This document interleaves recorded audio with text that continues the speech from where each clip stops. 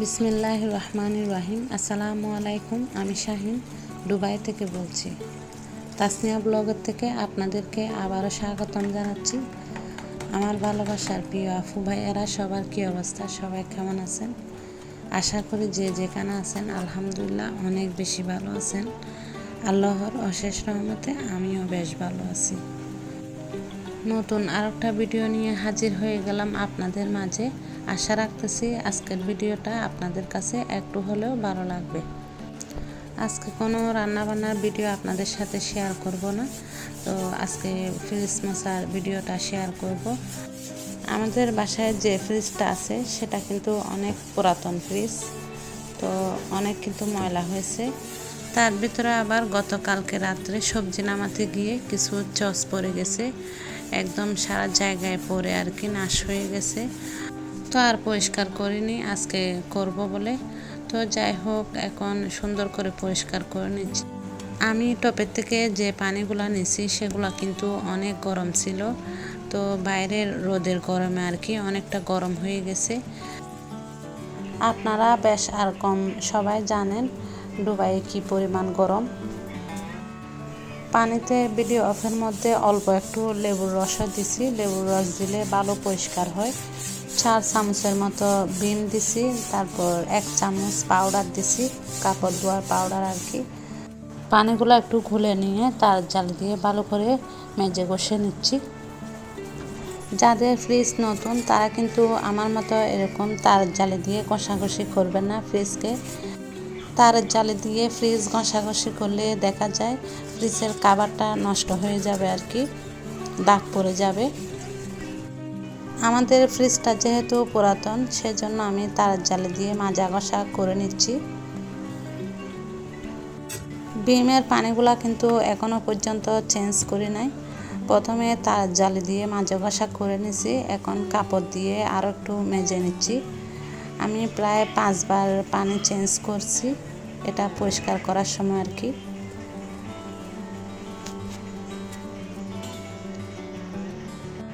আমার আজকের ভিডিও দেখতে দেখতে কোনো অংশ যদি আপনাদের কাছে একটু ভালো লেগে যায় তো প্লিজ একটা লাইক দিতে কিন্তু একদম ভুলবেন না।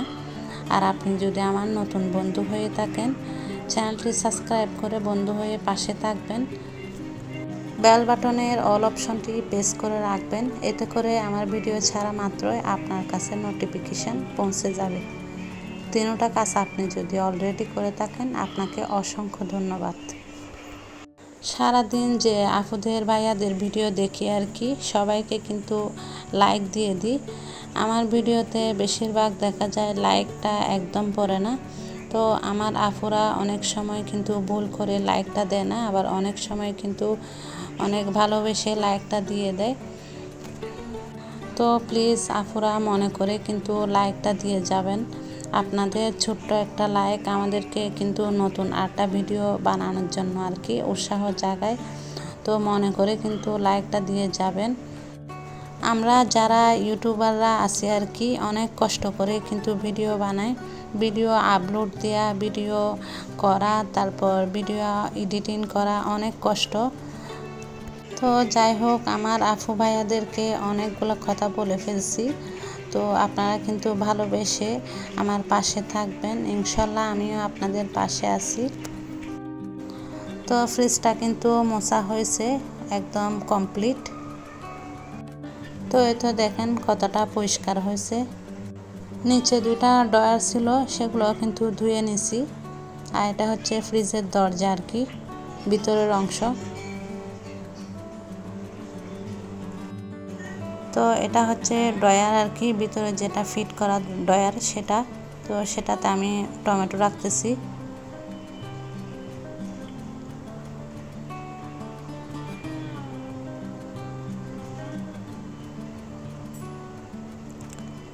এগুলো হচ্ছে সমোসা শিট, কয়েকটা শিট ছিল সেগুলা কিস বেঁধে রেখে দিচ্ছি। আর এগুলো হচ্ছে মাইনাস আর কি।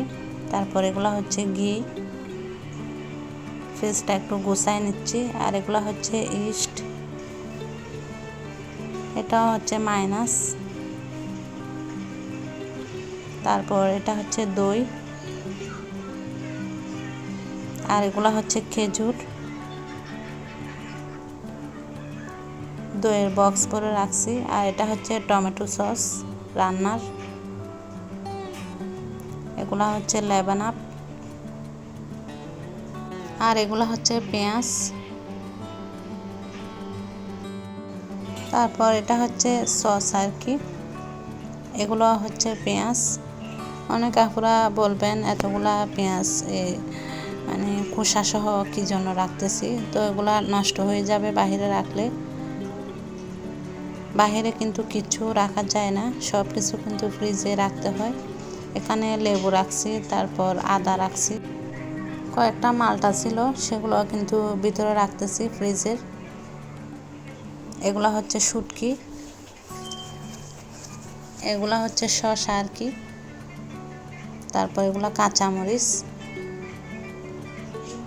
আর এগুলা হচ্ছে ঢেঁড়স, এগুলা হচ্ছে নারকেল। কুরবানির জন্য কিন্তু অনেক কিছু কেনাকাটা করছে, তো কেনাকাটার ভিডিওটা আপনাদের সাথে শেয়ার করব।